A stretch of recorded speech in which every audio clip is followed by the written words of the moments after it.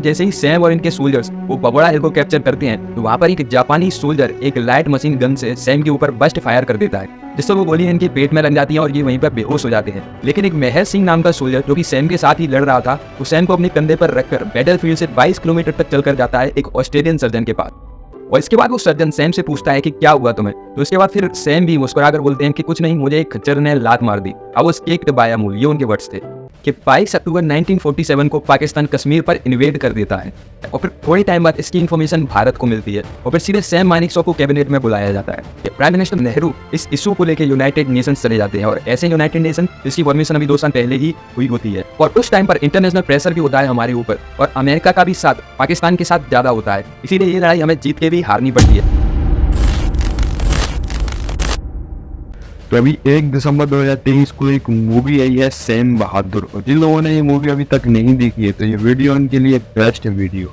और इस वीडियो में हम उनकी पूरी बायोग्राफी को देखेंगे और देखेंगे कि कैसे 1971 में पाकिस्तान के 93,000 सोल्जर्स को सरेंडर कराया था, जो कि वर्ल्ड का सबसे बड़ा सरेंडर है अभी तक का और किसी भी कंट्री के लिए सबसे शर्मनाक हार। The Indian Army is in Bangladesh. Your air force has been destroyed. You are surrounded on all sides, and if you don't surrender, you will be killed unmercifully. तो बिल्कुल शुरू से शुरू करते हैं। तो सैम मानेकशॉ का जन्म हुआ था 3 अप्रैल 1914 को अमृतसर पंजाब में। इनके फादर का नाम था हॉर्मोज जी मानेकशॉ, जो कि ब्रिटिश इंडियन आर्मी में एक डॉक्टर थे और कैप्टन की रैंक पे थे। और जब हॉर्मोज जी मानेकशॉ बॉम्बे में मेडिसिन स्टडी कर रहे थे ग्रेंट मेडिकल कॉलेज में, तो वहीं पर एक पारसी लड़की हिला से शादी कर लेते। उसके बाद फिर 1903 में अमृतसर आकर सेटल हो जाते हैं और यहीं पर एक क्लिनिक और एक फार्मेसी खोल लेते हैं।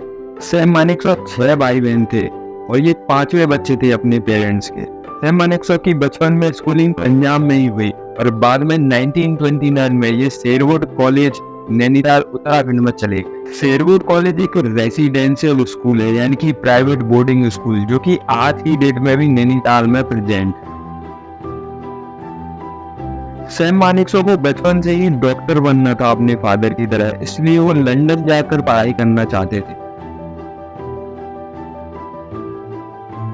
और फिर ये बात इनको फादर को पता चलती है, तो फिर हॉर्मोज जी मानेकशॉ इनके सामने एक शर्त रखते हैं कि तुम स्कूल में अच्छे मार्क्स लेकर आ जाओ तो तुम्हें लंदन भेज देंगे। और उस बात को सैम मान लेते हैं और स्कूल में फिर सिर्फ अच्छे मार्क्स ही नहीं, ये सीधा टॉप करके आते हैं।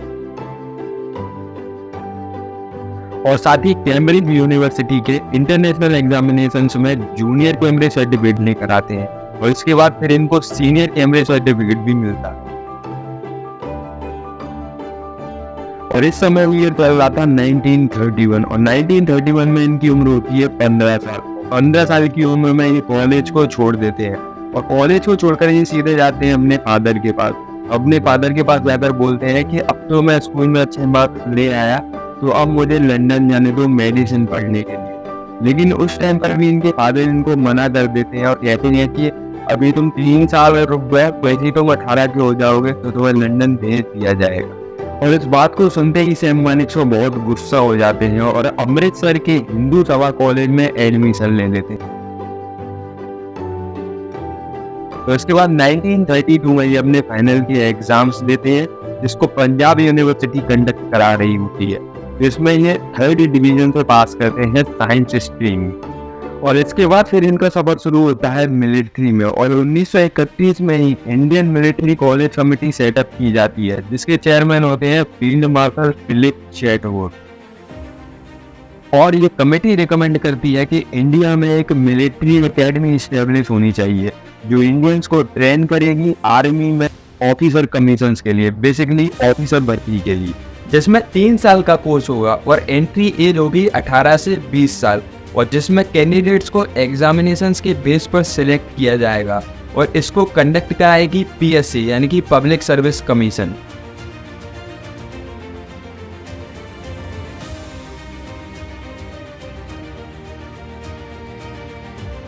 और फिर 1 अक्टूबर 1932 को IMA यानी कि इंडियन मिलिट्री एकेडमी की स्थापना देहरादून उत्तराखंड में की जाती है।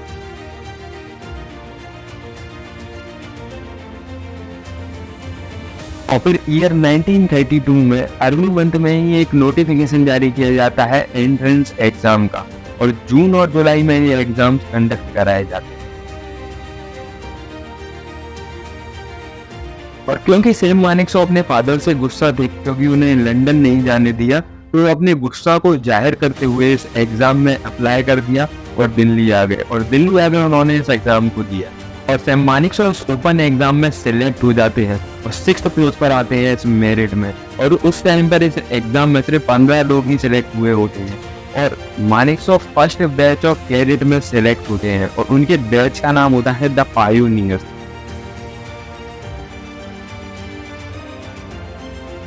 और इनकी क्लास में से निकलते हैं स्मिथ डन और मोहम्मद मूसा खान, जो कि फ्यूचर में कमांडर इन चीफ बनते हैं बर्मा यानी कि आज के म्यांमार और पाकिस्तान। इसके बाद अक्टूबर 1932 से ही इनकी ट्रेनिंग स्टार्ट हो जाती है।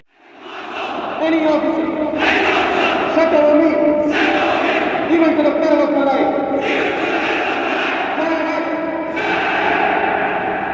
The body is put through barriers of pain, unbearable for a commoner to withstand. The mind is pushed to a limit far beyond imagination. The body may give up at one point, but the mental strength of these men keeps them going. और Sam शुरू से ही अपनी training की activities को बड़ी ही easily ढंग से करते हुए दिखाई देते हैं, और अपने ट्रेनिंग की हर एक्टिविटीज में फर्स्ट आते हैं। और फिर 3 साल बाद 1935 में इनकी ट्रेनिंग कंप्लीट हो जाती है, और फिर ट्रेनिंग के बाद इनका मिलिट्री करियर स्टार्ट हो जाता है। तो इनको सबसे पहले as a second lieutenant commission किया जाता है 1 February 1935 में, और सबसे पहले इन्हें भेजा जाता है 2nd battalion royal scotch station Lahore, और उसके बाद 4th battalion 12th frontier 4th regiment Burma में। और फिर 1938 में इन्हें अपनी कंपनी का क्वार्टर मास्टर बना दिया जाता है। और आर्मी में कंपनी का मतलब होता है अ ग्रुप ऑफ सोल्जर जिनको आप कमांड करते हैं और जो कि आपके साथ चलते हैं। और सैम मानेकशॉ को भाषाओं का भी बहुत शौक होता है, इसलिए इनको पंजाबी, हिंदी, उर्दू, इंग्लिश और गुजराती भी बहुत अच्छे से आती है। इसीलिए इनको फर्स्ट तो पाकिस्तान में आर्मी का इंटरप्रेटर यानी कि ट्रांसलेटर भी बना दिया जाता है उसी टाइम। और फिर आता है ईयर 1942, और 1942 में होती है वर्ल्ड वॉर 2।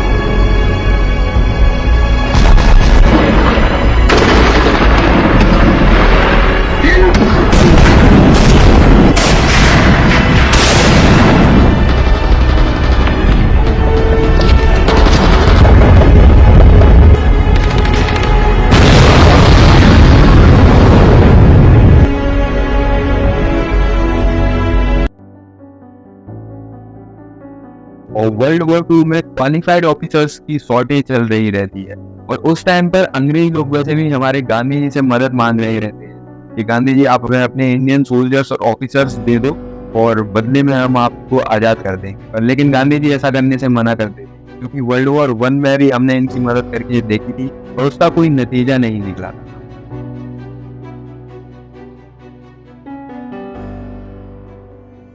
और फिर भी क्योंकि आर्मी अंग्रेजों के ही कंट्रोल में होती है, तो हमारे सोल्जर्स और ऑफिसर्स को वहां पर जाना पड़ता है, जिसमें सैम मानेकशॉ भी शामिल होते हैं। इसके बाद सैम को बर्मा में सितांग रिवर के पास डिप्लॉयड किया जाता है, जहां पर हमारे इंडियन सोल्जर्स जापानीज आर्मी से लड़ रहे थे अंग्रेजों की तरफ। और सितांग रिवर के पास सैम मानेकशॉ अपनी ट्रेनिंग में सिखाई हुई सारी स्ट्रेटेजीज और टेक्निक का बड़ी बहादुरी से यूज करते हैं और उस बैटल को लड़ते हैं, और बाद में वो बैटल को जीत भी जाते हैं।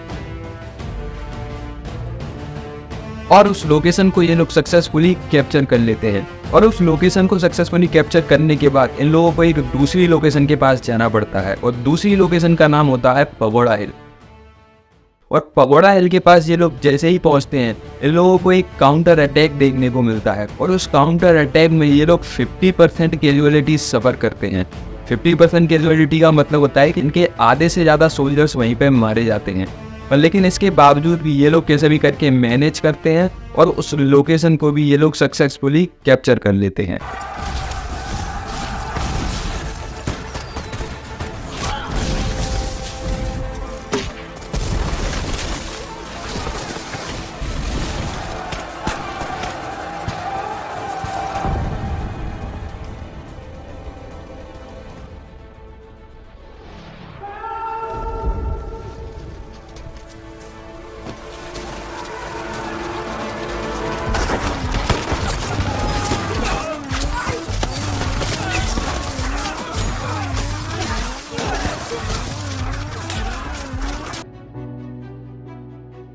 और फिर इसके बाद आता है वो इंसिडेंट जिसके बारे में हम सब ने कभी ना कभी तो सुना ही है। तो होता यह है कि जैसे ही सैम और इनके सोल्जर्स वो बबड़ा हिल को कैप्चर करते हैं तो वहाँ पर एक जापानी सोल्जर एक लाइट मशीन गन से सैम के ऊपर बस्ट फायर कर देता है, जिससे वो गोली इनके पेट में लग जाती है और ये वहीं पर बेहोश हो जाते हैं। लेकिन बेहोश होने से पहले उस जापानी सोल्जर को वहीं मार देते हैं। और जब बैटलफील्ड में ये इंसिडेंट हो रहा था तो वहाँ पर एक मेजर डेविड कोवन ये सब देख रहा था। और जैसे ही सैम जमीन पर गिर जाते हैं तो वो मेजर सैम के पास जाता है और अपना मिलिट्री क्रॉस उन्हें दे देता है। और उसके बाद मेजर सैम को वो फेमस लाइन बोलता है कि a dead person can not be awarded a military cross. और इसके बाद क्योंकि वो लड़ाई अभी भी चली रही थी और वो मेजर खुद भी बहुत घायल होता है और उसे दूसरी लोकेशन पे भी जाना होता है, इसलिए वो सैम को वहीं पर छोड़कर चला जाता है। लेकिन एक मेहर सिंह नाम का सोल्जर जो कि सैम के साथ ही लड़ रहा था, वो सैम को अपने कंधे पर रखकर बैटलफील्ड से 22 किलोमीटर तक चलकर जाता है एक ऑस्ट्रेलियन सर्जन के पास। और जैसे ही मेहर सिंह सैम को लेकर उन सर्जन के पास पहुंचता है, वैसे ही सर्जन सैम को देखकर मना कर देते हैं उन्हें ठीक करने के लिए, क्योंकि सैम उस टाइम पर बहुत ज़्यादा घायल होते हैं, क्योंकि 7 गोलियां उनके पेट में लगी होती हैं और वो 7 गोलियां उनके लंग, किडनी और लीवर में घुस चुकी होती हैं। लेकिन फिर भी इसके बाद भी मेहर सिंह उस सर्जन को फोर्स करता है और उन्हें ठीक करने के लिए बोलता है। और इसके बाद वो सर्जन सैम से पूछता है कि क्या हुआ तुम्हें। तो इसके बाद फिर सैम भी मुस्कुराकर बोलते हैं कि कुछ नहीं, मुझे एक खच्चर ने लात मार दी। आई वाज किक्ड बाय अ मूल, ये उनके वर्ड्स थे। और ऐसा सुनते ही वो सर्जन सैम से बहुत इम्प्रेस हो जाता है और कहता है you have a sense of humour, I think you are worth saving, कि तुम्हारे पास सेंस ऑफ ह्यूमर है तो तुम्हें तो बचाना ही पड़ेगा। इसके बाद सर्जन सैम के पेट से सारी बुलेट्स और इंटेस्टाइन का डैमेज पार्ट निकाल देता है और फिर थोड़े टाइम बाद सैम को बेड रेस्ट के लिए बोल दिया जाता है और फिर कुछ टाइम बाद सैम पूरी तरह से ठीक हो जाते हैं।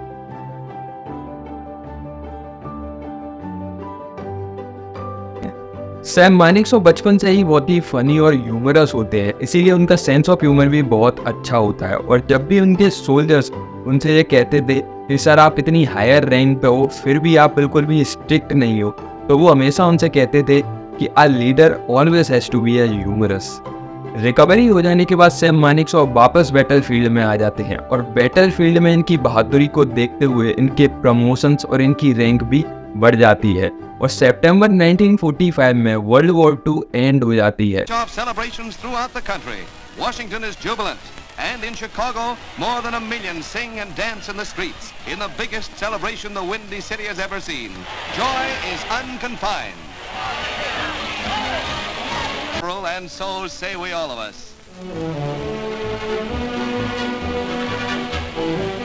But the greatest, wildest celebration of all was in New York's Times Square, where 2 million people, by far the greatest in the city's history, filled the streets all day waiting for the official word.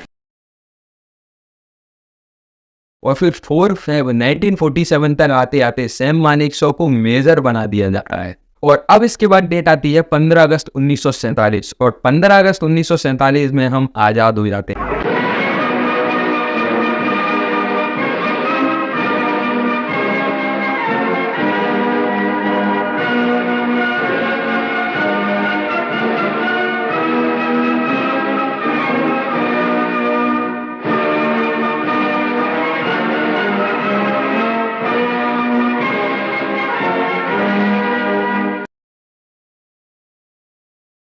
और आज़ादी के साथ साथ भारत का partition भी हो जाता है और सैम मानिकशॉ जिस बटालियन में होते हैं वो बटालियन पाकिस्तान पहुंच जाती है। और उस टाइम पर याया खान जो कि कमांडर इन चीफ बनते हैं पाकिस्तान के 1971 की वॉर में, तो याया खान और सैम मानेकशॉ उस टाइम पर दोस्त हुआ करते थे। तो इसलिए याया खान सैम मानेकशॉ से पूछते हैं कि अब तुम किस साइड जाओगे, और इस बात पर सैम मानेकशॉ हंसकर बोलते हैं कि मेरे पेरेंट्स भी इंडियन हैं, मेरी वाइफ भी इंडियन है, इसलिए मैं भी इंडियन हुआ और मैं भी यही रहूँगा इंडिया में। और सैम उस बटालियन को छोड़कर फिर 8th गोरखा राइफल ज्वाइन कर लेते हैं। और आज़ादी के 67 दिन ही हुए थे कि 22 अक्टूबर 1947 को पाकिस्तान कश्मीर पर इन्वेड कर देता है।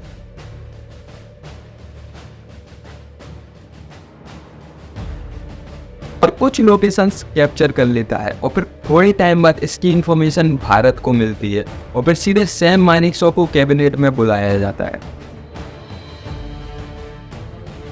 और उनकी एडवाइस मांगी जाती है। इसके बाद सैम मानेकशॉ वीपी मेनन को लेके कश्मीर जाते हैं। वीपी मेनन उस टाइम पर सेक्रेटरी ऑफ स्टेट डिपार्टमेंट होते हैं श्रीनगर के। कश्मीर में जाकर सैम मानेकशॉ वहाँ पर सर्वे करते हैं और सिचुएशंस को समझते हैं और वापस आकर ये सारी इन्फॉर्मेशन प्राइम मिनिस्टर नेहरू और माउंटबेटन को बताते हैं। और ऐसा कहते हैं कि शुरुआत में प्राइम मिनिस्टर नेहरू इस फेवर में नहीं होते हैं कि वहाँ पर हम हमारे फौजियों को भेज दें, पर लेकिन सरदार वल्लभ भाई पटेल के फोर्स करने के बाद प्राइम मिनिस्टर नेहरू मान जाते हैं। सरदार वल्लभ भाई पटेल प्राइम मिनिस्टर नेहरू से पूछते हैं कि तुम्हें कश्मीर चाहिए या नहीं चाहिए, और इसके बाद प्राइम मिनिस्टर नेहरू बोल देते हैं कि हाँ मुझे कश्मीर चाहिए। और इसके बाद सैम मानेकशॉ को ऑर्डर मिल जाते हैं और 27 अक्टूबर 1947 को हमारी आर्मी को कश्मीर में भेज दिया जाता है। और इसके बाद इंडियन आर्मी पाकिस्तानी आर्मी को कश्मीर से खदेड़ देती है और कश्मीर के साथ साथ हमारी इंडियन आर्मी पाकिस्तानी आर्मी को पाकिस्तान में अंदर तक खदेड़ कर आती है और पाकिस्तान की बहुत सारी जगहों पर कब्जा भी कर लेती है। और कश्मीर की जो लोकेशंस होती हैं जिनको पाकिस्तान कैप्चर करता है उन्हें वापस कैप्चर कर लेती है। और इसी टाइम पर एक गड़बड़ हो जाती है। प्राइम मिनिस्टर नेहरू इस इशू को लेके यूनाइटेड नेशंस चले जाते हैं और ऐसे यूनाइटेड नेशन इसकी फॉर्मेशन अभी 2 साल पहले ही हुई होती है और उस टाइम पर इंटरनेशनल प्रेशर भी होता है हमारे ऊपर और अमेरिका का भी साथ पाकिस्तान के साथ ज़्यादा होता है। इसीलिए ये लड़ाई हमें जीत के भी हारनी पड़ती है क्योंकि यूएन के चक्कर में ही हमें हमारी आर्मी को वापस बुलाना पड़ता है और पाकिस्तान कश्मीर के बहुत सारे पार्ट को ऑक्यूपाइड कर लेता है और उसी ऑक्यूपाइड पार्ट को ही पीओके बोलते हैं, यानी कि पाकिस्तान ऑक्यूपाइड कश्मीर। और ये इशू तब से लेकर 1947 से लेकर अब तक चला ही आ रहा। और फिर भी इस लड़ाई में जीत भारत के ही नाम दर्ज होती है और उसके बाद एक बार फिर से सैम मानेकशॉ का प्रमोशन होता है और उन्हें और भी ज्यादा एक हायर रैंक पे पहुंचा दिया जाता है। और उस टाइम पर सैम मानेकशॉ की उम्र होती है 36 साल और सिर्फ 36 साल की उम्र में सैम मानेकशॉ को आर्मी का बहुत सारा एक्सपीरियंस हो जाता है और ये एक हायर रैंक पे पहुंच जाते हैं। सैम मानेकशॉ बचपन से ही विटी पर्सनैलिटी के होते हैं और बहुत ही आउटस्पोकन भी, और इसीलिए इनकी ये सारी चीज़ें बहुत सारे लोगों को पसंद नहीं आती हैं। और उस टाइम पर क्योंकि इनका प्रमोशन भी बहुत जल्दी जल्दी हो रहा था तो कुछ आर्मी के ऑफिसर्स भी इनसे जलने लग जाते हैं और इसके बाद इनके ऊपर एक इंक्वायरी कमीशन भी बिठा दी जाती है। और जब ये सब हो रहा था तो उस समय ईयर चल रहा था 1962 और 1962 में चाइना भारत पर अचानक से अटैक कर देता है और उस लड़ाई में सैम भाग नहीं लेते हैं क्योंकि सैम पर उस टाइम पर चल रही थी कोर्ट प्रोसीडिंग और फिर थोड़े टाइम तक ये सारी कोर्ट प्रोसीडिंग सैम मानेकशॉ पर ऐसे ही चलती रहती है, लेकिन बाद में ये सारे चार्जेस उनके ऊपर बेबुनियाद निकलते हैं और फिर थोड़े टाइम बाद कोर्ट प्रोसीडिंग भी बंद कर दी जाती है। और फिर जैसे ही कोर्ट प्रोसीडिंग बंद होती है वैसे ही सैम मानेकशॉ जाते हैं इंडिया चाइना बॉर्डर पे। पर जब तक ये वहां पहुंचते हैं तब तक हम उस लड़ाई को हार जाते हैं। और इसके बाद बहुत सारे एक्सपर्ट्स, मिनिस्टर और आर्मी के ऑफिसर्स ये मानते हैं कि अगर सैम इस लड़ाई में होते तो शायद हमें हारना ना पड़ता।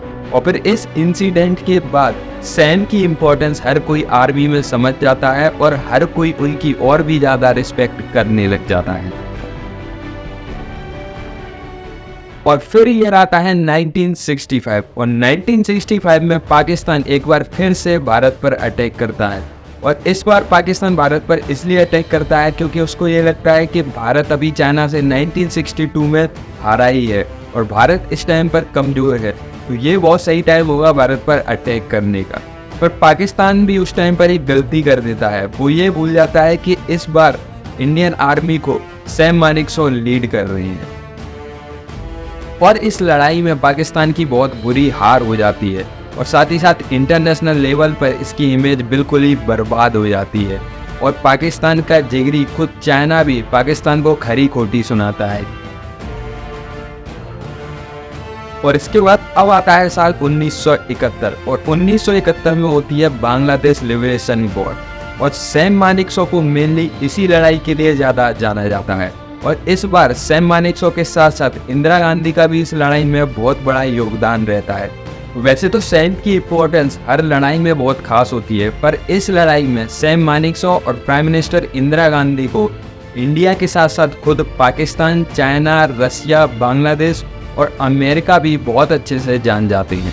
और 1971 की जो वॉर है वो बहुत ही इंटरेस्टिंग वॉर है और एक वर्ल्ड फेमस वॉर है, इसीलिए इसको मैंने एक डिटेल से एक सेपरेट वीडियो में समझाया है, इसीलिए इसको अब हम देखेंगे नेक्स्ट पार्ट में। आज के बाद कोई भी ऑफिसर या जवान मेरे रिटन ऑर्डर के बिना अपनी पोस्ट से पीछे नहीं हटेगा और मैं वो ऑर्डर कभी नहीं दूंगा।